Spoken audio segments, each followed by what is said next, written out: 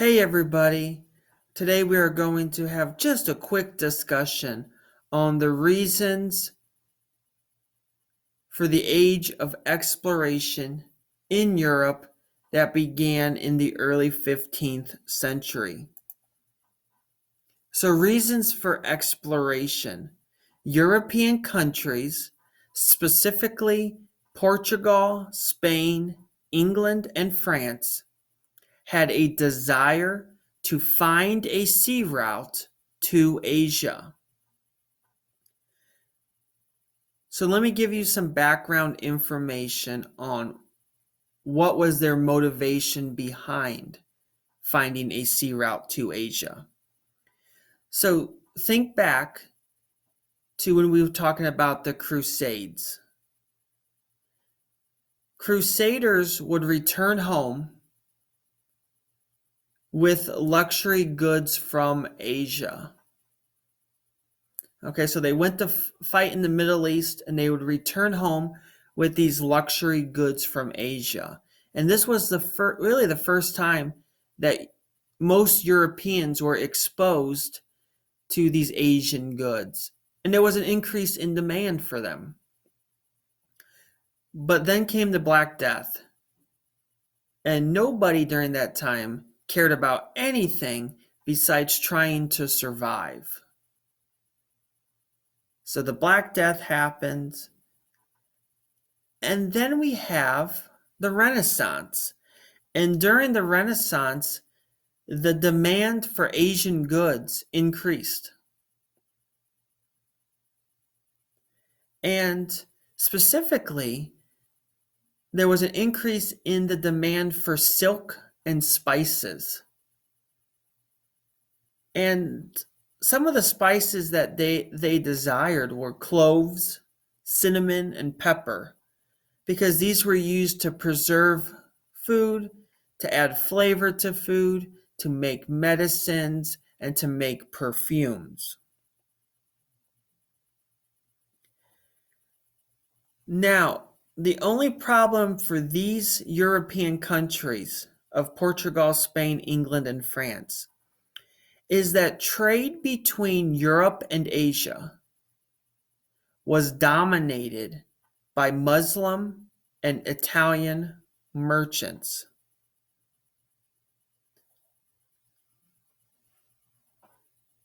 And there was already a system put in place. So look at this diagram that I provided on the screen.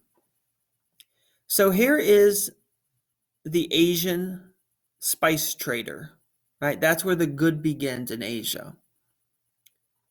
The Asian spice trader would trade with a Muslim merchant,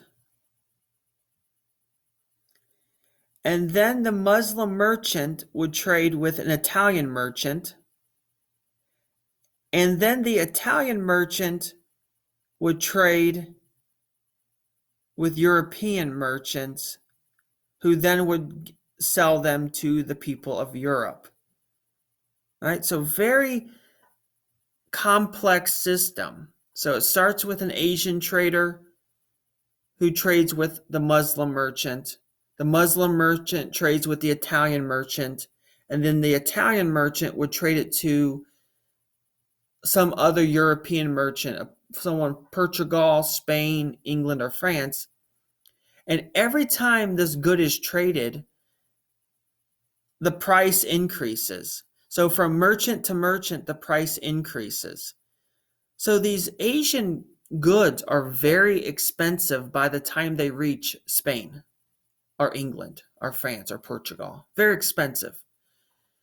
So the desire to find a sea route to Asia was so that they could find their own trade route and that they could bypass this entire system that was in place and they could trade directly with Asia. That was the goal. And in doing so, they would increase their own wealth through trade. They no longer wanted to go through this Asian trader to Muslim merchant to Italian merchant to European merchant. They wanted to have a direct line of trade between their country and Asia. So an increase in wealth. So the number one reason for exploration is a desire to find a sea route to Asia. But there was also a secondary reason that we've kind of mentioned already, and there was a desire to convert people of Asia and Africa to Christianity. Okay, remember, from the Reformation movement, there was this desire to go into these different countries of Asia and Africa and later the Americas and try to get these people to convert to either the Catholic faith or one of the Protestant faiths. Okay, so again, I'll review it one more time. The main goal, the main reason for exploration was a desire to find a sea route to Asia so they could bypass the trading system that was set up and trade directly with Asia. But there was also this secondary reason to convert people to Christianity. Now, I saw this analogy that I really liked. Desire really doesn't mean much. Everything starts with an idea. But the idea is made possible through technology. So you can have a desire to build a deck in the back of your house. But if you only have straws and a glue stick, that desire cannot be fulfilled. You cannot do it. It's impossible. So these are the reasons for exploration, but exploration would not be possible without the technological advances that were made. So we're going to spend just a few minutes talking about those. Okay, Portugal was the first country, the first of these European countries to find a sea route to Asia. And the reason that Portugal was the first is because they had government backing. The government backed the explorers and their voyages. And the main contributor to this was Prince Henry. Right? Prince Henry is given the nickname the Navigator. Prince Henry the Navigator. Prince Henry, though he never was on a ship, he sponsored or paid for many voyages.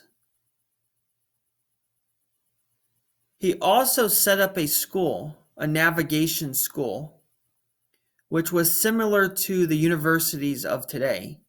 And this school, this navigation school, was for map making, for navigators, and for shipbuilders. And it taught them the skills they needed to explore. Okay, so Prince Henry really played an important role in early exploration, and specifically Portugal becoming the first to find a sea route to Asia. And so here's some of the other technological advances or new technology that emerges that kind of influences the age of exploration. So we have caravels, and these are small but sturdy and fast sailing ships used by Portuguese to travel great distances and hold large amounts of supplies. So these were kind of developed and tweaked by Prince Henry's school and his students.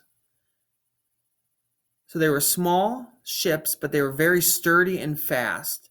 and they could travel great distances and hold large amount of supplies, which means they were good to not only for the people on the ship, right? They could hold all the supplies they needed, but they could also hold a lot of supplies to bring back to Portugal. Another technology that emerges is the compass, which originated, as we talked about last year, the compass originated in China. It is a magnetized instrument that shows true north direction regardless of your location on Earth.